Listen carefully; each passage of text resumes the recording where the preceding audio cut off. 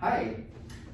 So now you've done some nice breathing, relaxing breathing. If you didn't and just jumped into this video, what we did is started with some deep diaphragmatic breathing into the stomach slowly and letting it fall back in. Watch that video for a refresher.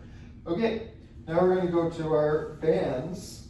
I'm using a blue band. It's on the heavier side, but you can do this with the lighter ones. Red even works. I'll show you an option if you don't have a band, but you're just going to place your foot into the band. I do a little overhang of about maybe like half an inch over my big toe, just so that when I point my foot, it doesn't roll, and I'll do it the bad way, roll and fall off. Okay, so if you do a little overhang, that prevents that. So what you're going to do is just try to get a nice straight leg if you can. If you can't, if it's uncomfortable, you can do this with a bent knee. Just try to work to as much of a straight leg as possible. What you don't want to be doing is by trying to straighten the leg so much that your butt comes off the mat. You want to stay very grounded in your pelvis.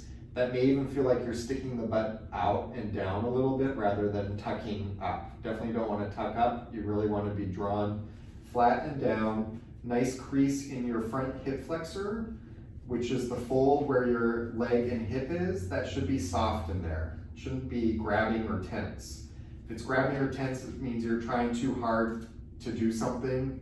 So you may need to lower the leg down, or you may need to bend the knee more. But yeah, you definitely don't want activation in the front of this hip flexor crease area. Okay, so I'm going to show with a straight leg. Once the leg is nice and straight, go back to your diaphragmatic breathing. Nice inhale into the stomach and exhale, relaxing. I'm just do that for 3 times. Inhale, this is number 2, and exhale. One more time, inhale, and exhale. Good. Now you're going to do point and flexing with your foot. Slower with this is generally better. Don't rush through this because your body needs time to process and understand what you're doing. So nice and slow, again, 3 counts, slowly pointing towards the ceiling, and 3 counts letting it flex back with control. The flex back is actually more important than the pointing to the ceiling. And I'll explain that. Flex slowly back. When you're pointing towards the ceiling, you're contracting the muscles. It's like making a bicep curl fist through the back of your leg. It's like you're working those muscles. On the way back, we're working into the eccentric contraction, which means the back of the muscles are stretching as we're controlling it.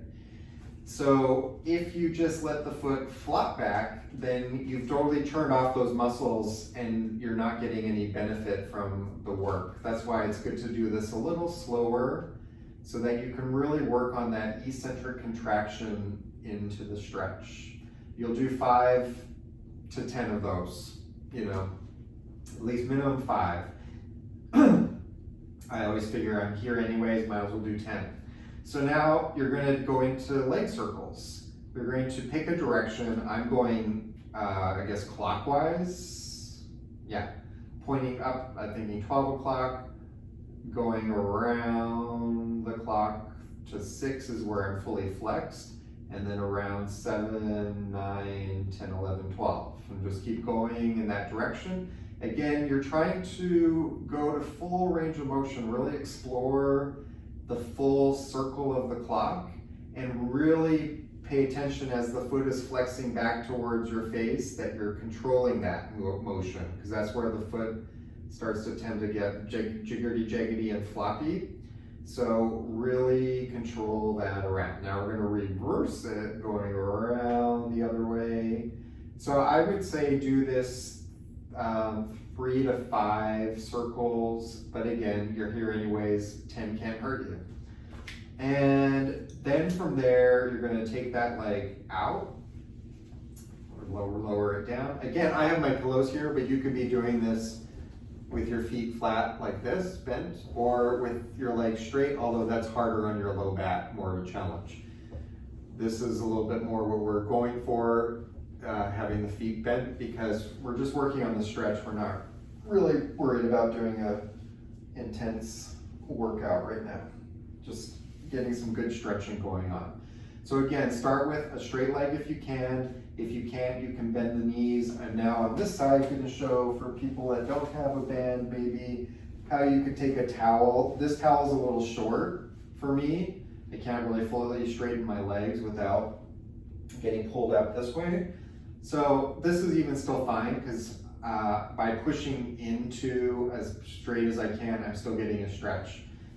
If you want, you can put it around your ankle, back of the ankle, or back of the calf, or even back of the knee, and then just try to straighten into that.